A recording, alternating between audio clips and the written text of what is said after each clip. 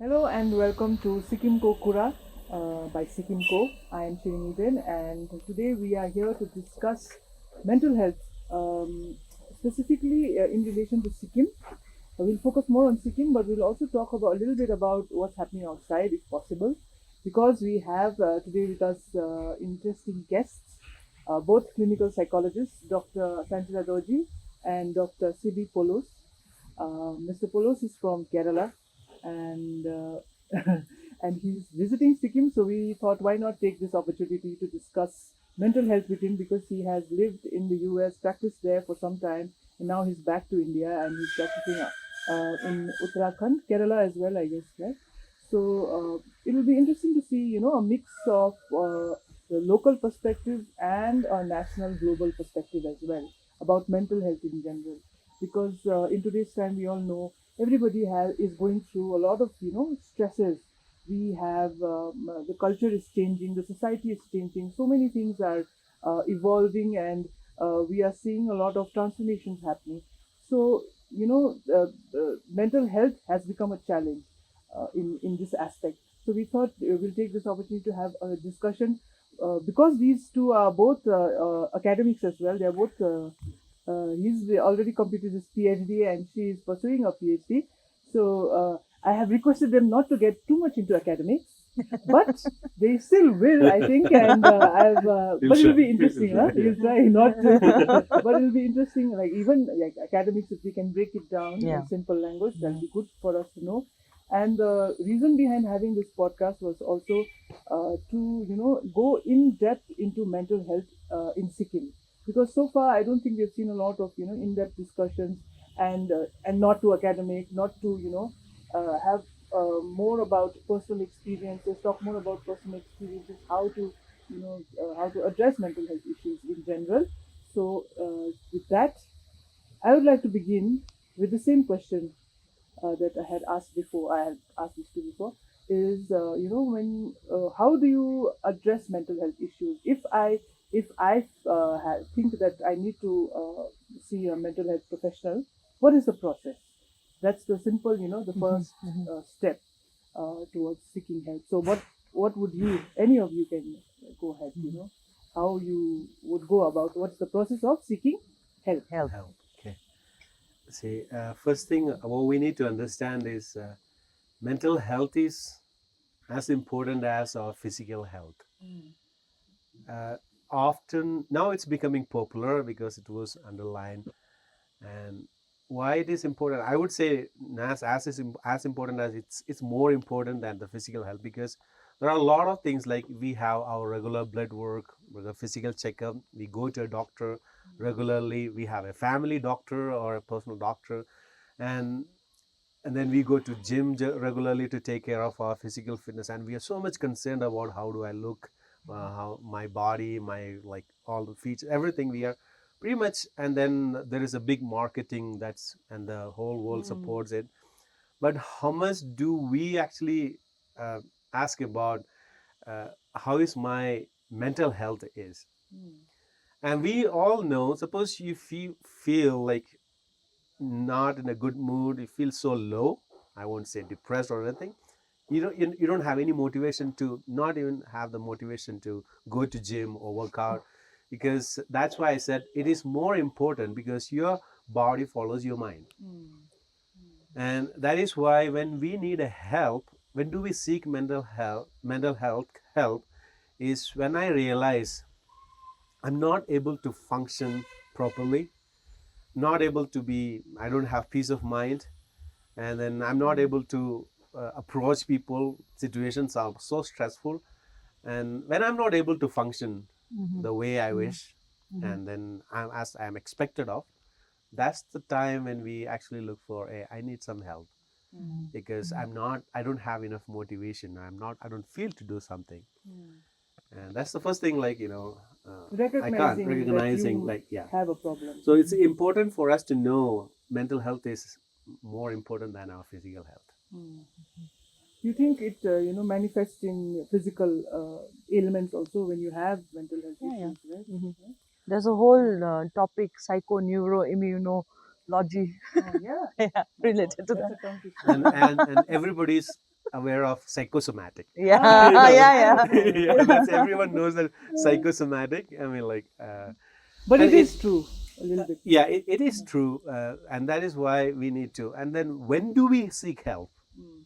That is like, because if I feel little low, I don't have enough motivation to do. I don't immediately have to go to a mental health professional. Mhm. So when do we seek help? Is like, because I said it's uh, there is a situation where I'm not able to handle it by myself. Mm. And there are so many concepts in the world, like, oh, when I hear about mental health, often people just say, oh, I have anxiety, I have Mhm. depression. Mhm. People start labeling themselves. Mhm. Do they really need to go? Mm. Because how much this anxiety is causing you not to function the way you're expected or you want to function, that would be a situation that where I need to go and seek help from a professional. Yeah, so if I feel I have anxiety, self-diagnosing, Mhm. Hmm. then it's always okay to visit a mental health professional, right? And then Yeah. they will do So the. now here, I Uh, think the duration plays a, a big factor. If you are going through the same thing and your functionality level has dropped down from what it used to be before, then I would say yes, it's the high time that you go and visit. But then, of course, there is a lot of stigma attached to it, and you kind of feel like you can do it, mm, but actually, your everything, the whole system has failed, mm, and it's been failing for you for quite some time. mm, So till the time you realize, till the time comes that you realize I'm not able to function, mm, then the mind, there's a blockage, like mm, what should I be doing now, mm, because you are not thinking about what next. mm, You are not in a state to think. You are drowning in that mm, right now. So you are not looking for a way out. mm. That's why it's important for you to know okay, when your functionality has dropped down, you go and see somebody like mental health. Usually people have this the local perspective. People generally have this tendency, or they're more free to go to a neurologist first or a cardiologist first, especially for anxiety. There are a lot of cases that come to us who's been to a cardiologist first, Mm, done the EKG, everything, mm. then they come to us, say because the doctor has not found anything. Yeah. So usually they often, like Sibi also suggested, that we often attribute it to the physical state. Something should not be wrong with my physical self. That's more important. That's more People give important, more yeah. important. But actual sense, if you talk about it, your mind is more important, because when you don't have a mind of yourself, then you are not functioning at all. Mm. Even Yeah. though you asked us to not to be academic, strictly on this, but with your permission, a little bit of Yes. the history of seeking mental Mm-mm. health Mm, uh, support. mm, The whole concept, the field of psychology is it just started in the beginning of 20th century, mm, and as a helping profession, it started in the mid 20th century mm, with the school of mm, Freudian schools and Mhm. behaviorism, all that concepts. So what did people do until then? mm, Till 20th century, and the origin of psychology is from actually main major two streams of sciences: philosophy, that's mm, the father of psychology, philosophy and physiology. mm, So physiology would surely explain about your physical health, mm. what's in all related to Yeah, your body. body, Mhm. and then philosophy. But mind cannot be. Mind is not matter. Mm, Physiology can always explain matter, but mind is not matter. mm, That's why it becomes a part of philosophy. mm, So when they merge these two streams together, and that's how the psychology mm, was born. Mhm. And if you see, and philosophy is at least recorded history of philosophy is at least 2300 years, like, you know mm, so like 300 400 BC, and then mm, that history is there. So in a way it was also a helping, mm, may not be like directly to your mind, it mm, was a helping stream of, like, you try to understand yourself mm, regarding, like, meaning of life, existence of life, and Mhm. all the stream of philosophy. And then physiology also was, though it was not enough, but it has been from the very beginning in different forms. mm, And then when this both merged as a science, that's Mhm. how the yeah. psychology Psychology. started. Mm, And now So when do I seek help? Because these aspects are they're naturally in us, in every human being, because there are several needs that we can discuss about it later in detail. Because you see, most of us did not feel the need to go to a professional, because naturally we would say, sometimes we, for fun, we say, to your mom, your grandmother, don't become a counselor. Nowadays we say, but Yeah. that's what they used to do, like, preaching, like, and then the priests or the uh, elders, they gave us some directions and helped us to understand where we are. And to some great extent, like, our social system, different cultures, different practices in every culture help people to deal with the emotional health or mental health naturally. And even physical health, the way the food what we ate, most of the spices or things what we use, those are herbs that automatically heals us. So we, both the streams, we have psychology and physiology, we have that natural things that we have. And then maybe the things change, and the demands and the change in the system or in the cultures have, like, we have become more and more dependent on things around us and on other people. And that's how all these professions, like, it was the demand of the time. And then, so what we are looking for, like, suppose there was a time, or there is time, like, we don't have to depend. Now people, if they want to feel really healthy after checking everything, physiological health, we have to depend on supplements. I Yeah. need this, I need that, I need this. Yeah. What psychological supplements do we have Yeah. in our day-to-day life? Right. See, we are there, but how much access you have to someone who is Oh, a yeah. mental But professional? culturally speaking, we actually had those kind of support Okay. before, right? Before, But right now, it's not enough. yeah. Like, I mean, I would like to mention, I recently lost my father, Mhm. and earlier how it used to be in the Buddhist tradition, you have like the 49-day period where, in the past, like when I remember when I lost my grandmother, I was still a child. So at that time, I remember for till the 49 days, the house is packed with people, right? Mm-hmm. The people coming in. She'll also know, like, Mm. how the tradition is. Like, people will be coming in, family, friends, neighbors. So you are occupied. It is kind of like helping you cope with the loss, the grief, grieve also, or maybe not grieve so much because you don't have time because you're interacting so much. But it's helping you cope with the loss. But now, like, when my dad passed away, I realized that it's just like a week. Maybe people will come. After that, they go back to their own routines, right? And it is such the times are such that everyone's busy. So the work has become more important. You are no longer farmers, and you have the whole day. I mean, like, at least half the day to spend. You have a lot of work, and also uh, the individualistic kind of attitudes, and yeah, that has come in. So you are more into yourself and your family, and it's not so much about your extended family and your neighbors and all that. So that difference I saw, and that is what, yeah, like, I take from what you are saying also. Like, now, because, like, I was after this first week, I was like, what do I do now? Mhm. Like, because there's no one, this it's so quiet, and you have then you can it's difficult to cope with all of that. So that is where I guess what you're saying, the supplements.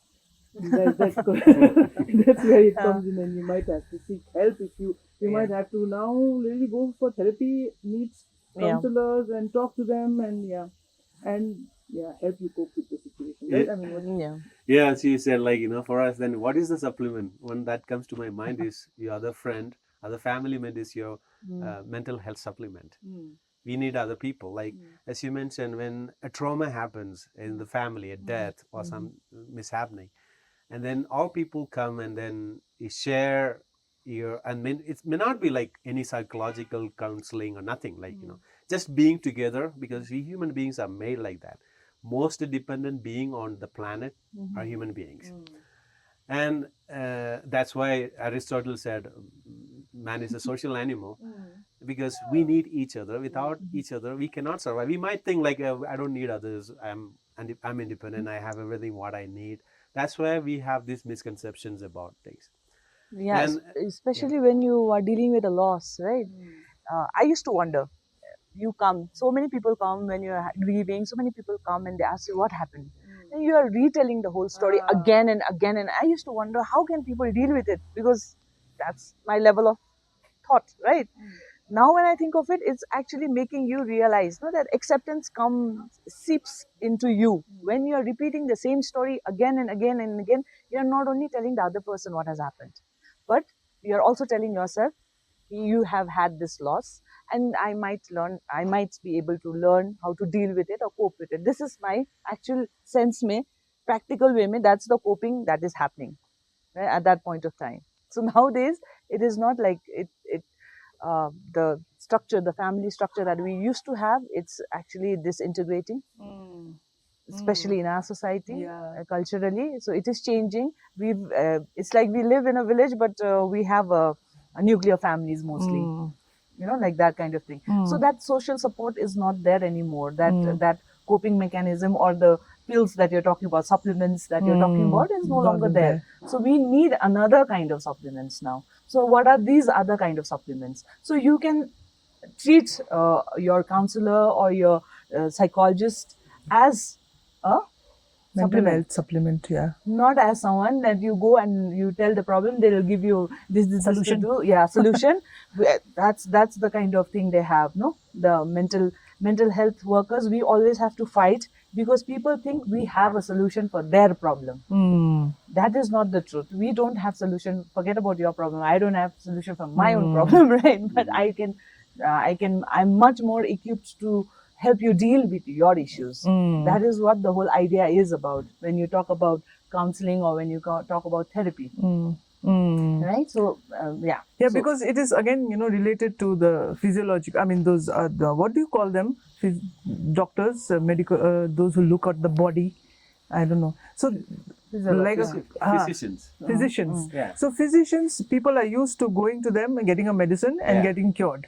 So I think they think the same way about psychiatrists and psychologists, right? You go to them, in a way, maybe psychiatrists a little bit, but I don't think, it's not as simple as that. Even psychiatrists, they prescribe medicines, right? But then it is still not as the same as the physicians. Like it does not guarantee any cure, right? Or, it does. Huh? It does have. So yeah, that's an interesting story. I was in Manipal recently. So there was this group of people. Okay, there's this family members. They were just talking among themselves. So I just happened to overhear them. So what they were talking about is this father and the mother and then extended family. And then I don't know, but one person seems to be like they look up to him. So he knows everything. So these people are praising this person.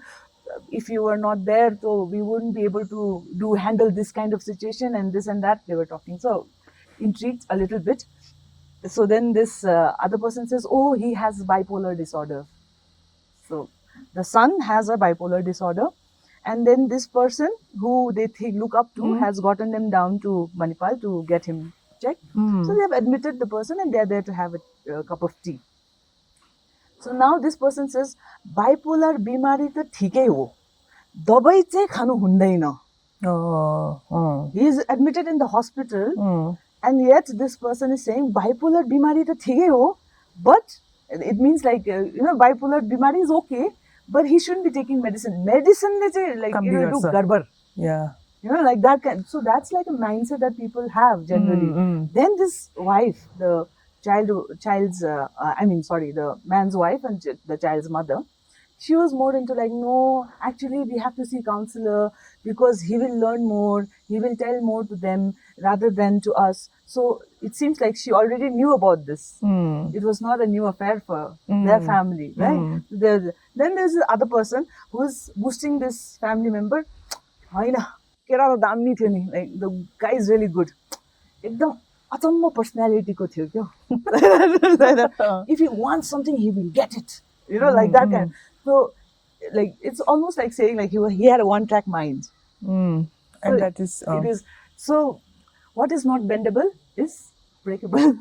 So that I feel it that must have happened, but they were like, that is what I understood from this conversation. But the whole thing about this, why I shared was because of the outlook that they have about this medicine, psychiatric medicine. Actually, medicine has to work along with all this. It has to go along with it. So, as you said, like, right in the beginning, like, it's the combination of physiology and philosophy or psychology, what we can. So, when our mental disorder reaches to a certain level, it's mainly what it has to do. When you say mind, it's our brain, right? And then there are like physiological aspect of neurologic and physiological aspects of brain, which has disbalance, which initially only medicines can control it. So when you reach to a certain level, you need to take medication to reach to an optimum level, like physiologically with the support of medication, and then we need to work on to reach to that natural level of coping, and then reaching to that level. That's where the clinical psychologists and the mental health professionals help. Psychiatrists prescribe the medicine to balance what is happening, like physiological changes, and medicine surely work. Suppose if somebody, like, if you go to a clinical psychologist when you are in a high state of mania or psychotic feature, if the person gives you hundreds of examples and tries to guide you, nothing is going to work. So that's why in this mental health profession, all these fields work together. So we because it's a little complex. So medicine alone cannot help you for a long time period.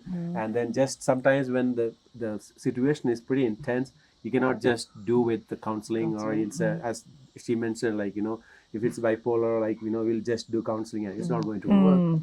So that's where we need to bring the balance. And one thing what she said, the coping, it's when you have a trauma situation, the first thing, how you deal with the trauma situations using your coping skill.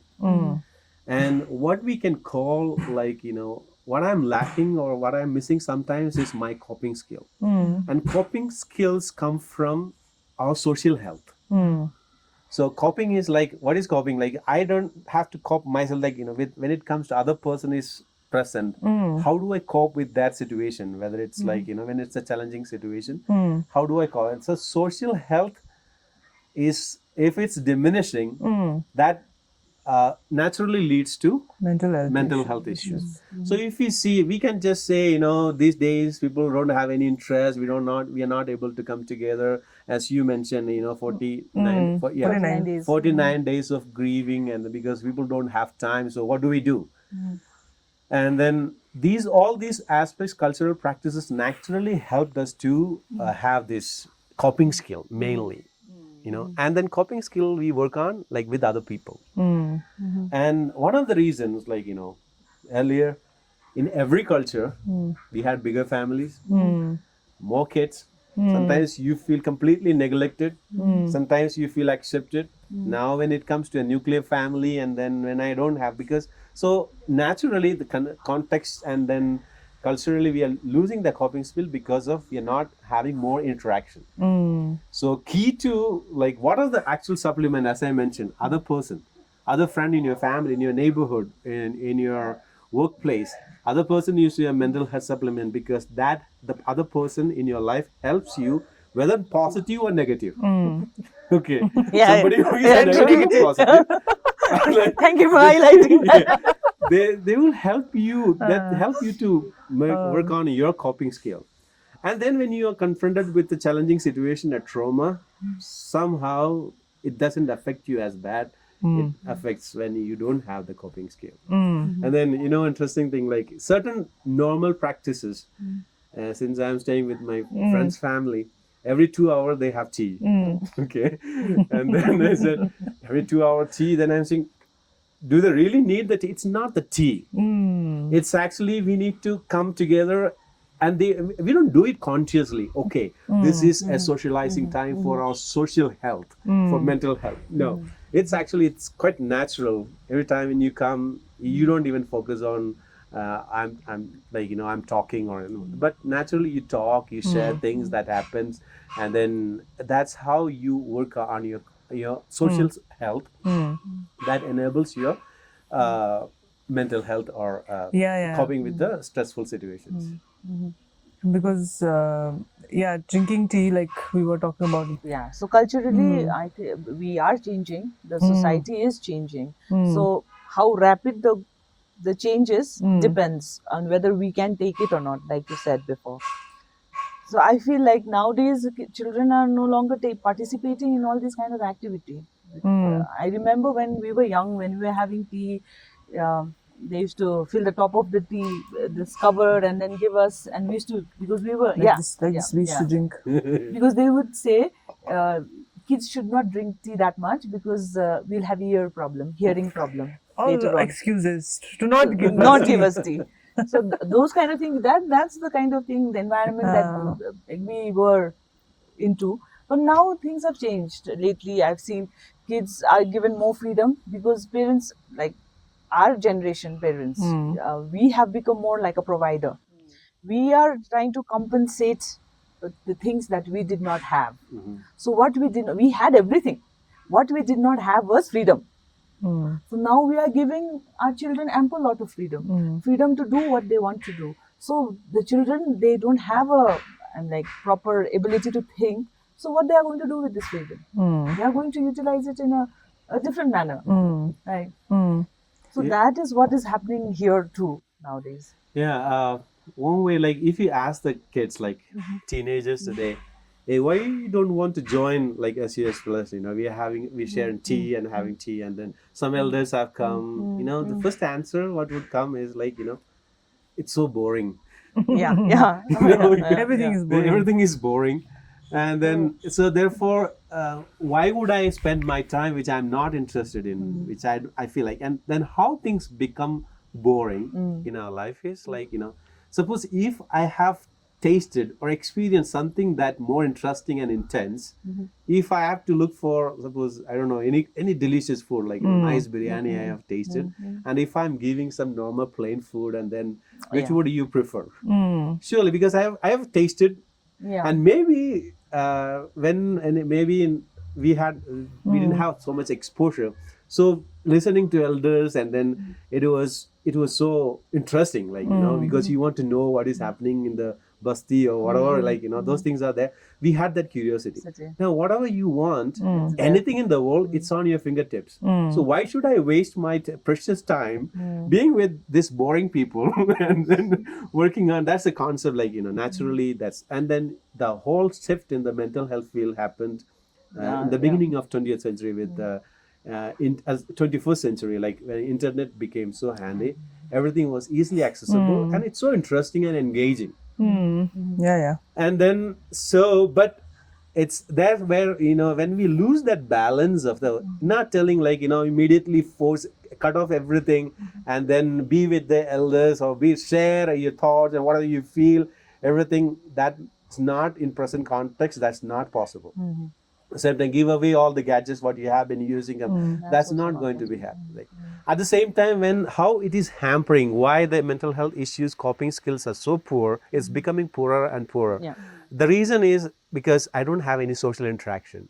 My virtual world is so fancy. I can spend hours and hours without sleep, without food, and it's good for me. But how your physical health and mental health is being affected, maybe you're not aware of it, but one day we realize it, and then what do I do? Like so let me be, if I am comfortable now. There is a need of balancing, and when this transitioning, because world was not ready to accept so much of Information overload. information. If you see the anthropological evolvement, world was not ready to take so much of. That's why immediately there are so many problems, so much Yeah, demands for, and then levels of suicide and levels disorders like anxiety, depression becoming so common, because maybe we didn't have a proper transition, and then that balancing to how do I use, how do I choose, how do I make the right choices, and how much.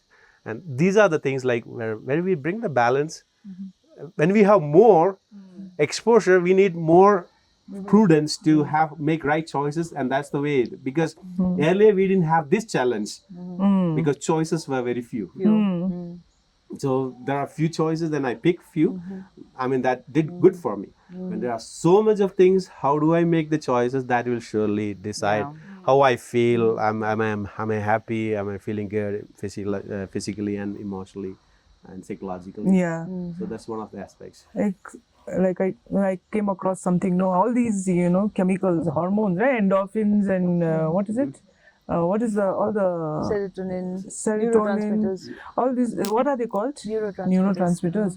Like when you wake up early in the morning and you look at the first thing you look at is your phone. It's like immediately there's a hit. You're getting something, right?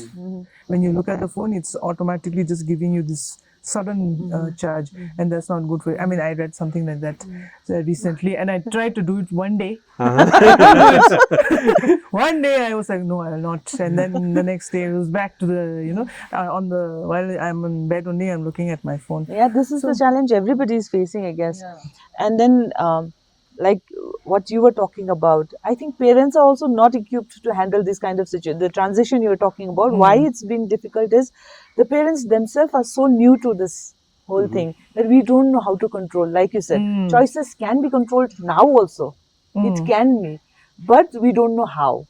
So first, I think we should educate ourselves on knowing how these choices can be controlled, right? Like giving, I mean, this is what I see in my family also. The first thing kid gets when he reaches, I think before he reaches 3 years old also, right? They are given tabs. Right? They are given tabs and they can go on swiping. I think the kids learn how to swipe first nowadays. They know better. They know what to see, how to see, everything. We no need to teach them. So then now when they're seeing that, okay, at that point of time, you are at least vigilant. But what if the kid gets a little bigger, little older, when they're closing the door, and then the whole thing is open to them? We don't know where this has to be controlled. We have no control over it because we don't know. And then I believe there are certain classes the parents can take to learn how to control all those. So I feel, introducing those kind of things in our society is very much required, because I remember when I was young, with the Korean fever just rising at that point of time, I think I was very much into the Korean thing, and I remember you being quite astonished when I told you I can speak in Korean a little bit. When so you I was had never a Korean fan. Anyway, so so but I got into it, and given a chance at that point of time to if it was this age, I probably would not have come out of the room, because the series go on and on and on. It's quite addictive, right? So this the whole thing, and right now kids have this opportunity. I did not have, because the minute I'm there for more than an hour, my mom would bang the door and like, what are you doing inside? Yeah, that used to happen to us a lot. Right. And we would be, remember in teenage years, we would be like, please leave me alone. And like you tell your parents, please leave us alone. And they'll be like, no, they'll like barge into your room and whatever. But that no longer happens. Right. I also wanted to mention like this common refrain that we hear. I have heard so many of my aunts, my cousins saying is that their child does not come out of the room. Yeah. That's a common thing nowadays, right? Yeah, So sometimes, like, this, if you ask anyone, especially like those who are in their 40s or 50s or above that, everyone has a complaint, like, everything is happening because of internet, phone, they are into it, they never come out of the room. And you know what we need to know, like so suppose those who are in their 40s or early 50s or something, they are like, their kids would be teenagers, right? If you then, and that transition when you had the exposure with the internet and phones. So the same concept, like what earlier it used to be, like when your baby takes your first selfie when it's 1 year old, you posted everywhere and said, see, this is my baby's first selfie, and then the moment he or she can open phone and then you send messages or forward things and all, we were so proud of, like, as if my child is the most genius person in the world, because the child learned what you're proud of. Now when they're teenagers, you are just crying, like, they don't come out of it. And then in a way, the first encouragement they got from parents. And then there was a recent survey done in the US. So the kids were interviewed for, because internet addiction, phone addiction is a big deal now. So many of the students responded like, my mom or my dad tells me to use, like they use phone like maybe 12 or 13 hours average, then they ask me to use it only 1 hour. where I'm born with it. Maybe they got it when they were Yeah, very true. 20 years or 25 years old. And so that discrepancy will be there. So what do we do with that? Again, what I was saying, like, the balancing, how much I'm able to. And another thing, like, as you mentioned, like in the morning when I get up, when if you look at your phone, it's going to be so bad. It's not so bad, but it in a way affects her. But exactly like our physical immunity, there is psychological immunity. So depending on, I should be aware how much immune I am. Like, some people, whatever might happen, it doesn't affect them. They're completely balanced. Some people, a slight breeze, everything is finished. So that we can call it like a psychological immunity. Like, just like, is weather change a little bit, some people fall so sick. Some people, nothing happens. So, and each injury, so it's not right to generalize and condemn the situations and everybody is going to be spoiled and destroyed if you do this. No. So yeah, so it's all personal choices, if you are, we need to be our own better judge. Where do I balance? How much I can use and I can function really well and then do everything. If it works well for you, go ahead for it. And once if you realize, no, this is taking away all my education for the students, my time where I'm supposed to work on my career, when it is taking away, that's when it becomes a problem, because everything what we have pros and cons, and then that's where I said, when we have so many choices, our challenge is, where do I make the right choices?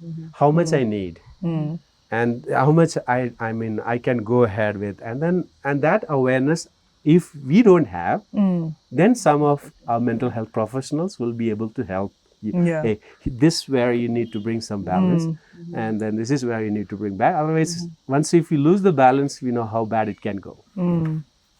I also, I wanted to talk about, so many things so many topics, but I wanted to talk about anxiety. Like, I think this was mentioned a little bit, like it's become so common nowadays, right? Everybody, a lot of people say I have anxiety. And I think it's related to like whatever, there's data that COVID, the pandemic also has led to a kind of surge in anxiety and depression and all of that. And I think I sought her help during COVID. I had my first ever panic attack. Okay, I didn't even know that it was a panic attack, because and then I have not had. That was I hope I never have it again. But that's the only time, and I couldn't understand. And I called her, and she told me that this is you relax, and she did some kind of therapy, I guess. No, it was over the phone because it was lockdown time. So she calmed me down, and because I thought I was going to die, because I was couldn't breathe and all of that. And so basically, I mean, that's just a background I'm giving. But what exactly is anxiety? How would you? I was just reading up. There's this Kierkegaard. He's written something 150 years back. That anxiety is part of life. It's existential psychology. We learn that it has always been a part of our life. It is going to be. Wherever there is freedom, there is going to be anxiety. Because, again, according to the Freud, it's about you're fighting between your id and your ego, right? Id is the one who says, I want everything, and ego is the one balancing it. Okay. So when there is a fight between I want and no, you can't have it, because this is not the right time for you to have it, there is always this situation. We always are anxious. So now, when you're talking about COVID is a situation.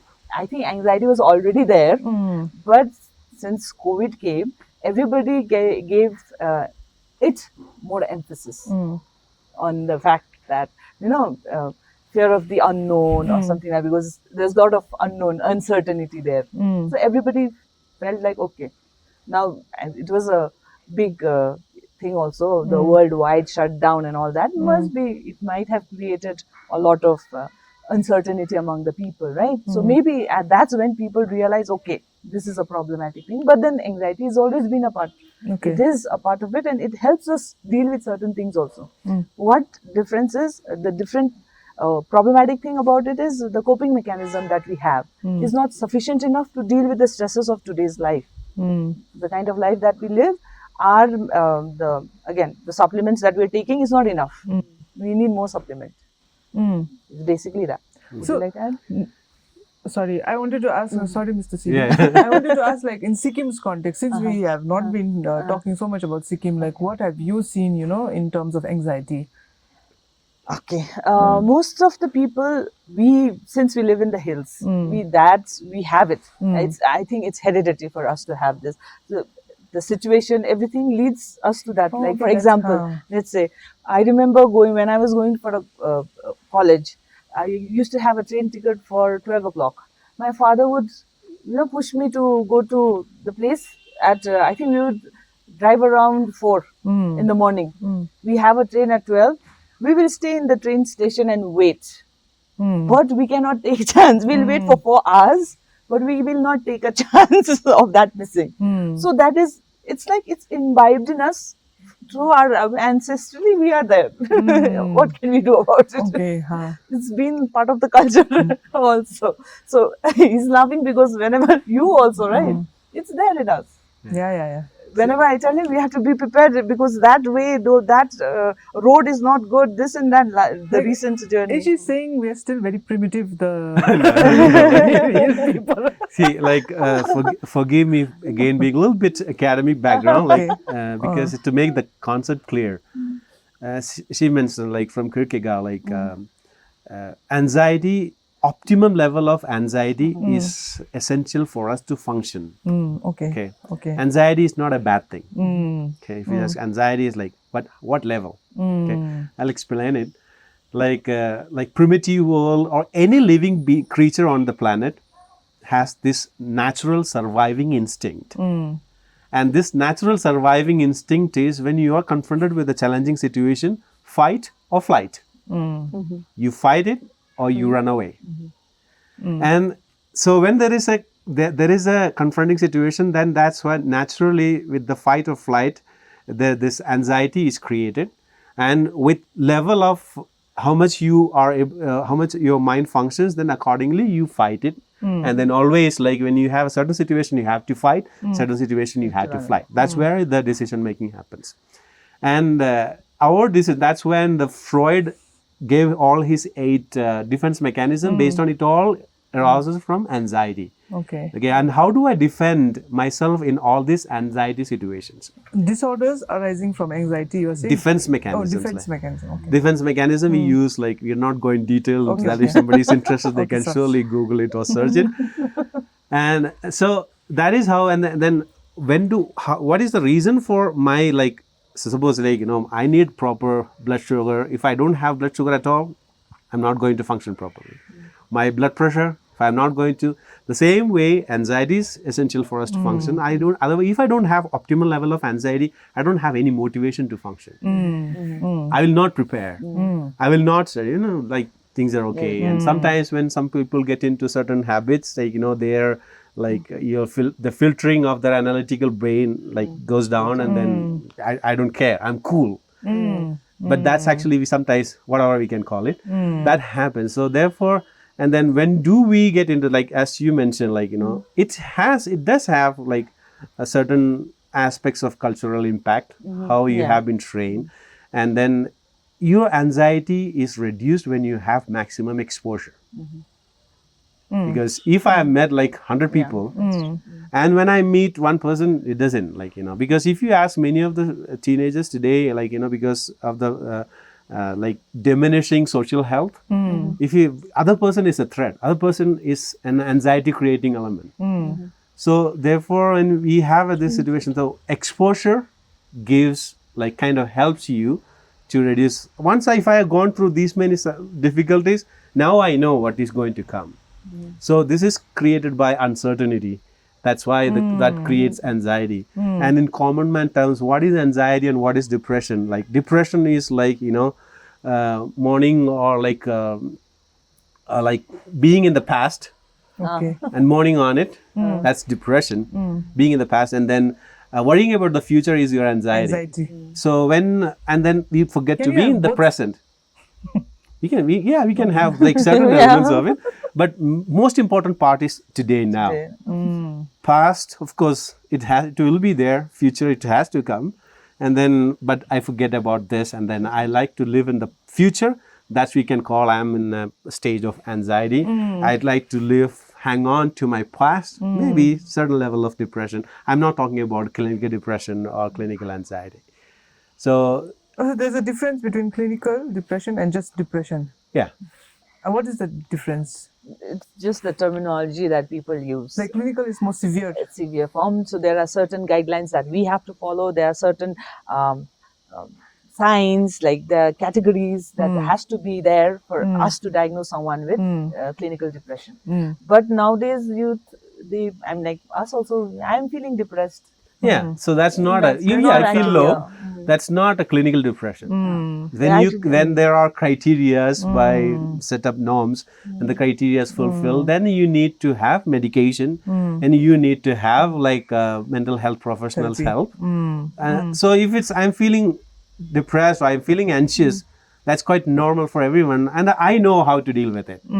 That we cannot call it like a clinical level of depression. And if it continues, there are norms which are not important to discuss here in hospital. So that's the difference between, because these terms we use commonly. So suppose we are supposed to differentiate whether it's a clinical depression or a state of depression or like So unfortunately, our camera is, the battery is low, and we'll have to end this interesting discussion. We wanted, there's so much to discuss. We'll record again, otherwise we'll do it online with Mr. Sibi, and she's here. So thank you very much for watching Sikkim Ko Kura, and stay tuned. We'll be right back. We'll be back next week.